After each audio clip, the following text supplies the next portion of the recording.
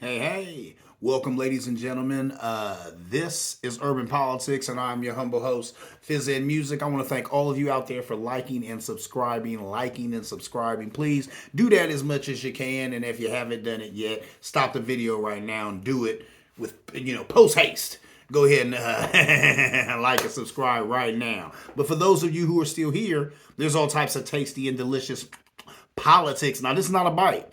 This is the whole show right here. You know what I'm saying? You have tuned into the complete urban politics experience. So I'm gonna jump right into it like a car and drive. Let's get started. First thing I want to talk about is how the GOP has went way past killing critical race theory, and now they're into attacking just all types of literary works. I mean, everything from To Kill a Mockingbird to Mark Twain, to all types of stuff like that. Anything that's in a book that makes quote unquote white kids feel uncomfortable. It's sad because they're really going back to the days of book burnings. I've even seen some book burnings. People actually burning books that they think are too offensive for kids. Now, some of these books do have offensive things in them, but as we know with real life and reality, there are offensive things in reality, right? So we have to learn how to face those offensive things and deal with them and work through them, not run around and act like they didn't happen. Racism. But that's what's going on here. You know, you have all these right-wingers, conservatives, who are poo-pooing critical race theory. Number one, critical race theory. No one's getting that unless they're in a graduate level class. So 1 through 12, they're not getting it. And then a couple of years into college, then maybe you get this critical race theory. It's a boogeyman. The GOP, you know what I'm saying, they find a way to make it stick. Their constituents think it's a real thing, so they went hard against it. They don't know what it is, but they know that they don't like it. You know, and if you talk to some of them, some conservatives have said to me that they think critical race theory is just, teaching that America is inherently racist. Well, okay. I mean, history kind of speaks for itself, doesn't it? So some of the things that went down in this country were inherently racist. They were products of white supremacy. So that is what it is. But we have to teach these things. We have to deal with it. If we do not study our history, we are doomed to repeat it. And that's what just keeps happening. If you ask me, we just keep repeating it because we fail to deal with it, right? So these people need to wake up, get off of that. Burning books, that's never a good idea. Get out of here. You know what I'm saying? We need to have free expression, free thought. These kids, they need to learn this stuff. And when you hide it from them, you don't really hide it from them. All you do is make them want to find it out even more. There's a young white girl on CNN, and she said, I don't want a whitewashed version of history. She said, I want the full story. I want to know everything that happened. And that's what happens. Even when these kids are in school and you're trying to abbreviate history or delete the parts that you don't like, that the founding fathers were slave owners or things like that, these kids leave school, they go to TikTok, they go to other places, and they find this information anyway. And this is the information age. Everybody has a super fast, super high-tech computer in their pocket called a cell phone. Along with an HD camera in their pocket called a cell phone. So you can do amazing things with that pocket computer that we're all running around with. And a lot of people like to get googly about the fingers, like to do their Googles. And when you do your Googles, you can learn all these different things. So trying to hide these things from kids of any nationality, let alone white kids, it's not working. Like I said, if you're on TikTok like I'm on TikTok, it ain't working, okay? Because I don't learn black history facts from white folk on TikTok, young white folk, and why is that? That's because they're hungry for the truth, man. People want the truth. People want to know these things, People don't want a whitewashed version of history. They want the real version of history. They want to know what really went down. So that TI is what a TI is. Moving on. Let's talk about some more GOP type stuff. Let's talk about Trump shredding classified documents. I know you heard about this. They said that this guy was known for shredding documents in the White House, transcripts of proceedings in the White House. Now, he was told to stop, but he refused, right? So they told Trump, hey, look, these are federal documents that you're shredding and tearing up, even though it's about events and stuff that took place at the White House that involve you. You are not legally allowed to cut these up or tear these up or get rid of them. He kept doing it so much to the point to where they had to hire a person to go around and collect these scraps of paper that, when he was tearing up these classified documents and tape them back together. That's ridiculous. And that's illegal as all get out. This would be front page news if it was anybody else. But this guy is already drowning in so much litigation and so many charges and all this other crap to where this is small potatoes, up against some of the stuff that Trump has to deal with. So that's the reason why he probably hasn't even heard much of this in the news unless it's a footnote or a joke. But this ain't nothing funny. This is a real life federal offense right here. These are federal documents because everything that goes on at the White House is for public consumption, right? That is the, that essentially is, it's the White House, but we put the president there, that house belongs to all of America. So we have the right to know what goes on in there from day to day. We have the right to know what was said this day, what was said that day, what happened this day, what happened that day. And the fact that Trump would be tearing up these papers and stuff, it lets me know one thing. He knows how awful he is. He knows how bad he is. So if there's anybody out there who ever sat somewhere and said, oh, well, Trump is just not too smart, or he's just not with it, or he's not a politician, he's a businessman, so he doesn't know how politics works, and he doesn't know how the law in Washington works, that's a lie. That's garbage. He knows exactly how it works. That's the reason why this guy was shredding documents that shouldn't have been shredded, tearing up documents that shouldn't have been tore up, because he knew he was doing wrong, and he didn't want to get caught, and he's still getting caught. Omarosa reported that she walked in a room one day. This man was eating a piece of paper. So the man was literally eating evidence, right? There'll be no charges filed. He'll never get held accountable for any of this. But it's sad. You know what I'm saying? Because that right there lets you know that this man is well aware of everything that he's been doing. He's well aware that he's trampling democracy. He's well aware that he is just one of, if not the worst president, because everybody knows that he was on the take and it was all just criminal activity in the White House. Criminal activity that this guy's eating paper to cover up. That's sad, man. You can't make this type of stuff up. I wish it was a joke. I wish I was making it up. But yeah, at one point, this guy was the leader of the free world. He's eating documents. He's eating papers because he doesn't want the truth to get out about what a raggedy job he's doing. Anyway, moving on. Now I want to talk about some pop culture. Sure, this is urban politics, but every now and then I want to talk about pop culture, things that are going on in, music and stuff like that. So I want to talk about how Snoop Dogg is now the owner of Death Row. Can you believe that? First of all, Death Row is the label that launched his career some 30 years ago, and now he's come full circle to be the owner of Death Row. He dropped an album, BODR. I haven't heard it. I'm not going to lie to you. I haven't heard it. I haven't had a chance to check it out, but I'm going to do that right after this show. I got to hear. A friend of mine, gets into hip hop who, I respect his opinion and such. He told me that the album was amazing. And he said he was very impressed. There's some features on there. One of the big names that hit me, Nas. The God Nasir is on this album. Whoa! So that right there lets you know that he coming with some heavy hitters, and they said that Snoop pulled out his best lyrics, for this album right here. And I'm sure he did because, come on. You know what I'm saying? This is the label that started it all. Death Row. Snoop has been through so much. He was with Death Row. At one point, he was on No Limit with Master P. When he was Snoop Lion when he was reinventing himself as a Rasta. Then he put out the gospel album. So this man is, and really that's one of the things I most admire about Snoop Dogg. He is able to reinvent himself at the drop of a hat. Here's a guy who's been around forever, but he can be something new just like that. He can add something on or take something away or switch something around. He's just a true legend, a true icon. And like I said, I'm really happy for him. Like I said, he was able to come full circle with this. Death Row started it all, and now he's back at Death Row. He can restore some of the honor to the Death Row name, because we all know what happened over there with Suge Knight and all of that stuff, and how things got muddled up and messed up and stuff. And you know what I'm saying? This is just huge right here. I wasn't surprised to hear that he had gotten Death Row, but because I heard at one point it belonged to the same people who own Peppa Pig. So what does Peppa Pig and Death Row have to do with each other? Nothing. So it seems like the label has been in limbo for a little while now, but it's good that Snoop was able to acquire it, and I'm sure he's going to drop more hits. One thing, though, that struck me about this whole thing is, where's Dr. Dre? Here it is, Death Row Records.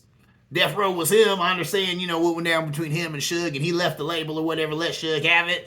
But now Snoop got it. So why is it that Dre wouldn't just jump right in with both feet and I don't think he's on this album. I don't know. As always, you're in the pushback zone. If you know something I don't know, please in the comments let me know. But I heard that Dre had nothing to do with this BODR album. I heard he wasn't on it. So that's interesting to me because I'm like, this is Death Row.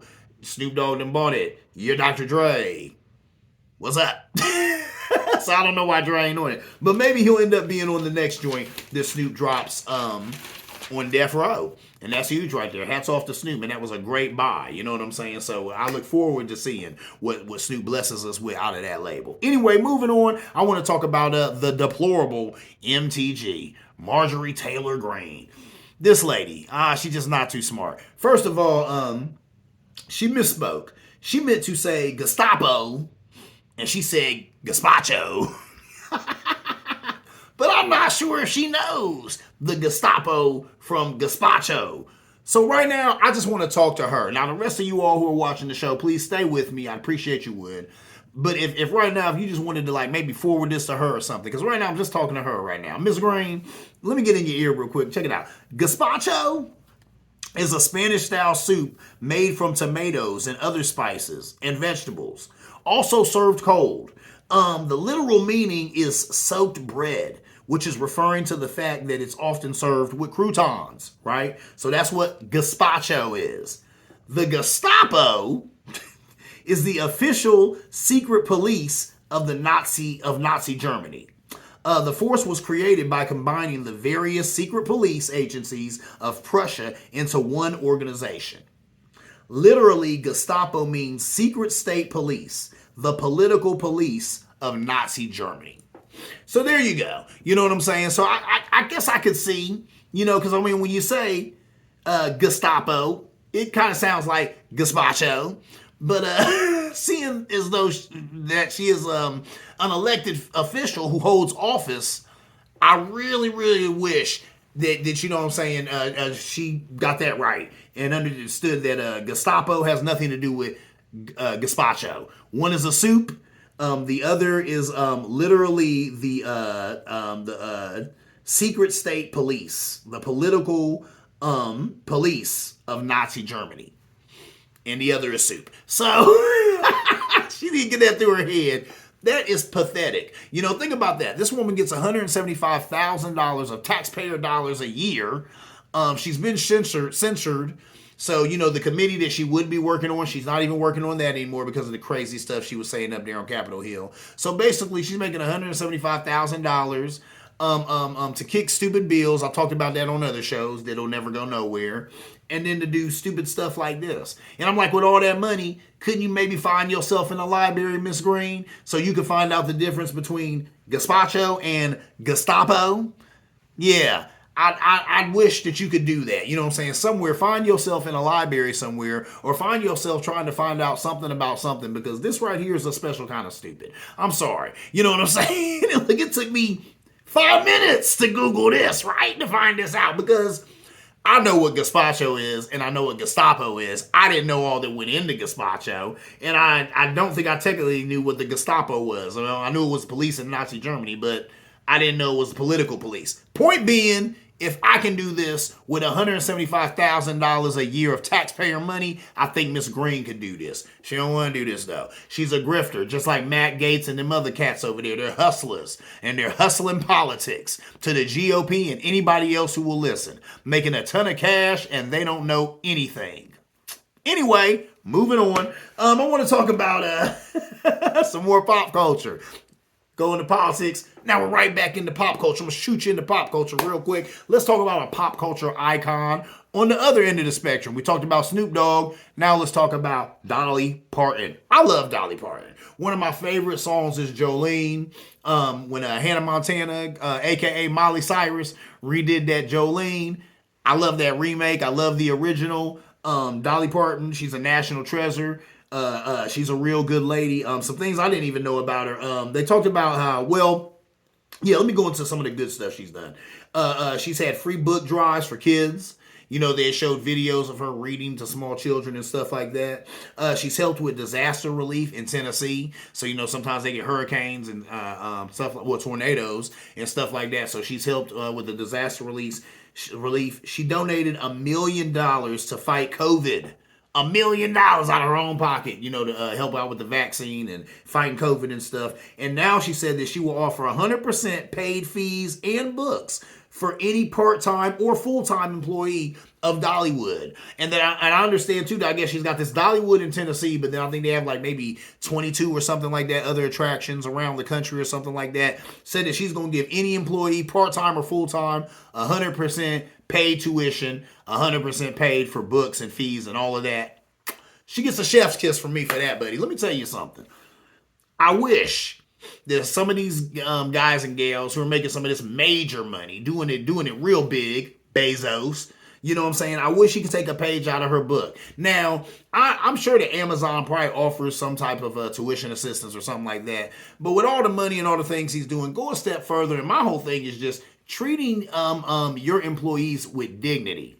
It's not necessarily what you're doing. Now, this is something she chose to do, and this is huge.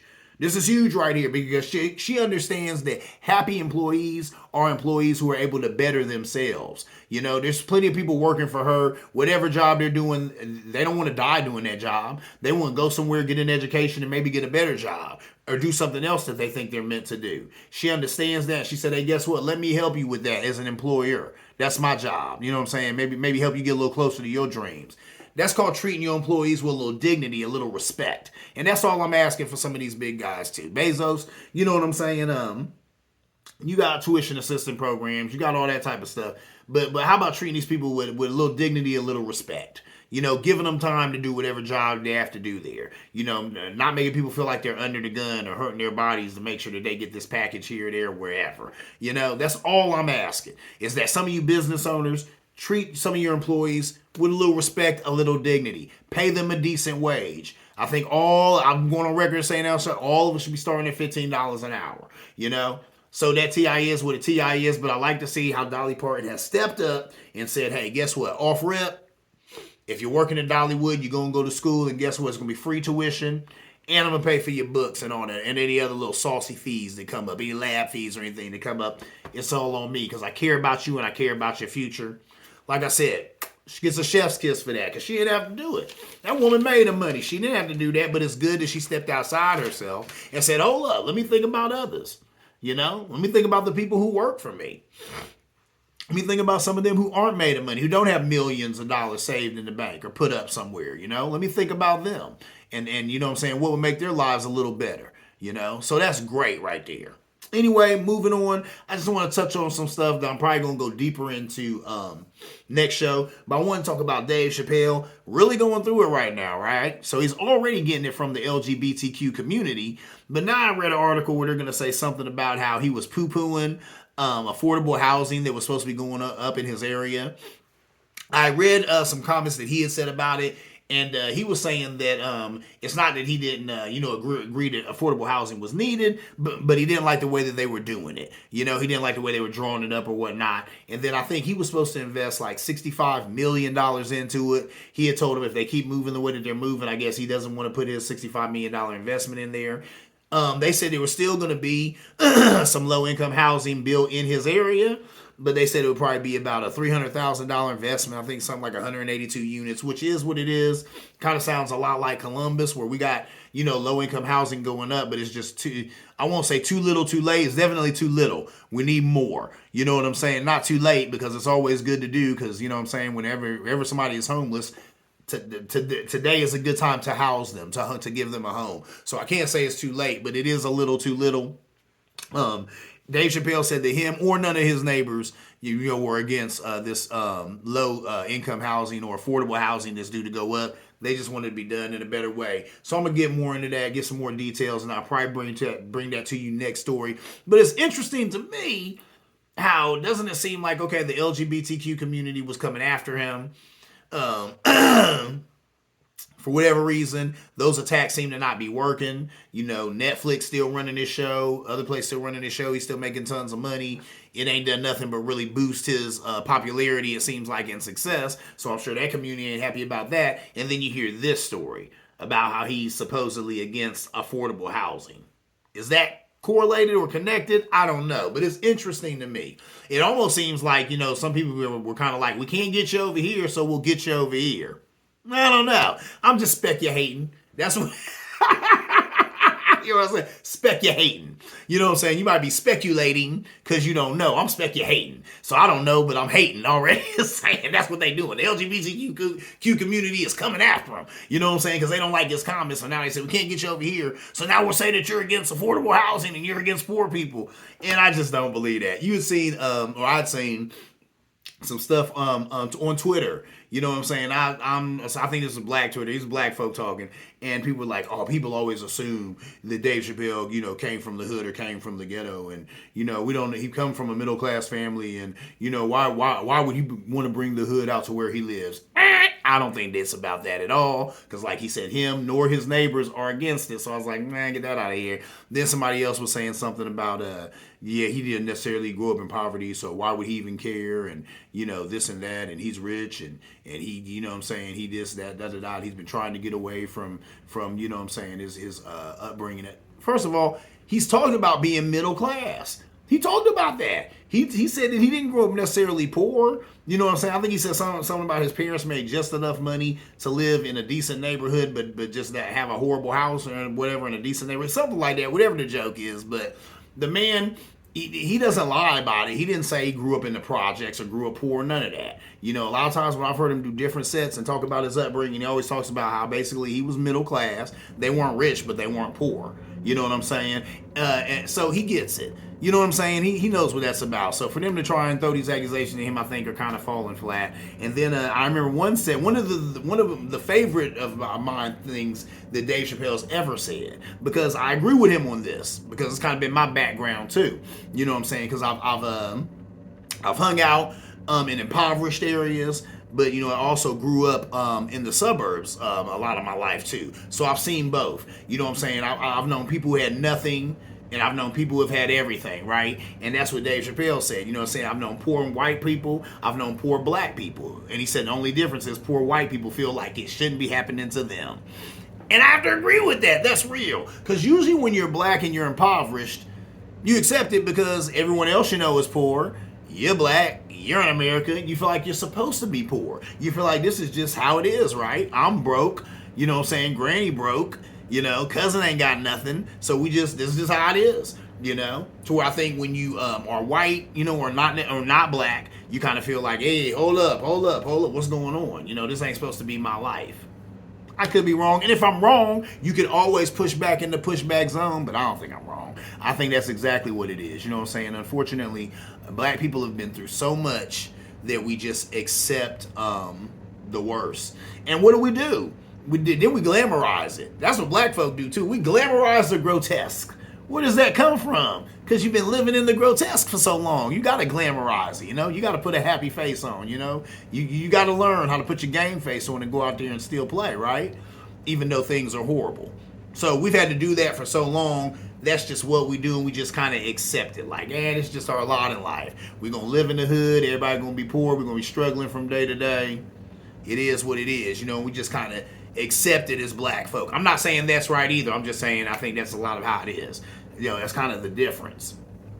So we're going to talk more about that Dave Chappelle issue, because that's not all the details of that. There's more details of that, but my point in all of that is I don't think Dave Chappelle was poo-pooing low-income housing in his area. I just don't think he liked the way that they were trying to do it. So there's that. I also want to talk about the housing and rental crisis. Yes, there's a housing and rental crisis, even with the government giving all of these landlords all of this money. Some of them still want to evict tenants, right? But then, and I was all ready to come on the show and just really go in on landlords. And then I read a story about the one lady who had talked about how, and the thing is, the guy renting from her is a veteran, right? But she said, look, he was behind on rent before the pandemic started.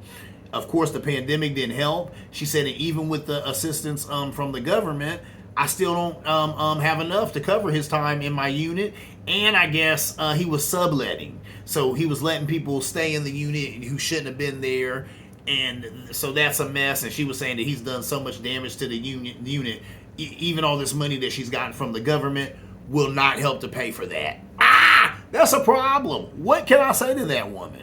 Is she wrong for being like, hey, look, I got this money from the government, but this tenant is still done too much and he needs to go. I want him out. Is she wrong? Is she wrong? he shouldn't have sublet it. He shouldn't have did that damage that he did to the unit. But is she wrong? Even though the man is a vet, is she wrong? I don't think she's wrong for that, right? So, once again, and like they said, it was just a Band-Aid. All that federal aid and all that during the pandemic, it was just a Band-Aid. And that's all it did. It kind of, put a little Band-Aid on the scar, but it didn't heal it up. It's still a gash gushing wound. And now that wound has opened back up because the real problem is that there's no affordable housing. That's the real problem. What really needs to happen, and no one's going to want to hear this, but I'm just going to go ahead and put it out there, and you can say you heard it on Urban Politics First. Rental rates need to be capped. There need to be a cap on rental rates. What do I mean by that? When you go over here and rent a house, that guy should not be able to rent it out for $2,000 a month. He just shouldn't. There should be a cap. Depending on the neighborhood, depending on the area, there should be a cap on that. Maybe this area, your rent can't be any higher than $1,000 a month, no matter what the unit looks like, no matter what people want to pay for it. See what I'm saying? Something like that probably needs to happen because we've gotten to that point in this country to where there's no affordable housing. There are people working 40 hours a week. They can't afford to live anywhere. That's a problem. We got to do something about that. So we'll delve deeper into that too, but that's a crisis that seems to be going nowhere. And that is really, really sad when I think about a lot of people who are going to just be out on the street, even though they're landlords and have gotten this money from the federal government. And then they did say that there is some cases where a lot of these landlords are just kicking people out because they can, keeping that money from the federal government and still kicking people, just making something up. Such and such did this, such and such did that. I want them out the unit just because they want to start fresh with somebody else. So there's going to be a lot of that going on too. And that's sad too. Because, and I always say that too, in an ideal world, people would act correctly. This is not an ideal world. A lot of people are on the take, and that's what they said. A lot of these landlords, some of them are double dipping. So that's what they're doing. You know what I'm saying? They're getting paid from the federal government, and then they kicking out their tenants and getting a new person in there. So here they are getting the money for this, saying this person who couldn't pay them, kicking them out, getting rid of that problem, kicking it to the street, and then getting new people in to keep their pockets laced with cash. A TI is what a TI is. That's business. So what do you say about that? What do we do about that? We'll discuss it more next show. Right about now, before I get out of here, I got to talk about my IPA of the week. This is a good one. This beer is blazing right here. You know what it's called? Headhunter. Look at that. This is Headhunter. Oh my goodness, delicious IPA by Fathead Brewery. This is an award-winning IPA. When I first started drinking IPAs, Indian Pale Ales, this is one of the first IPAs I drank. Just because it's award-winning. I remember seeing that and I was like, oh, okay, I gotta try that out. It's 7.5% alcohol, so you know what I'm saying? It's only gonna take one, maybe two of these and your night is set. And I'm telling you, hey, look.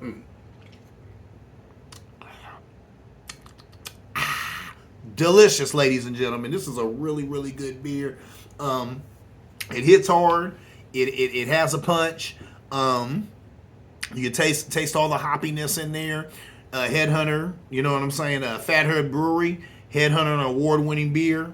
You taste it and you see why. Because it ain't no joke, man. That's a really, really good IPA. So if you got a little bit of money in your pocket, run on down and get you that at 7.5% alcohol. So it's a bang for your buck. You know what I'm saying? That is my time, ladies and gentlemen. I'm your humble host, Fizz Ed Music. This right here is Urban Politics, where politics lives. If you like what you've been seeing, please like and subscribe, Tell a friend that they should also like and subscribe. And as always, see you around like a donut.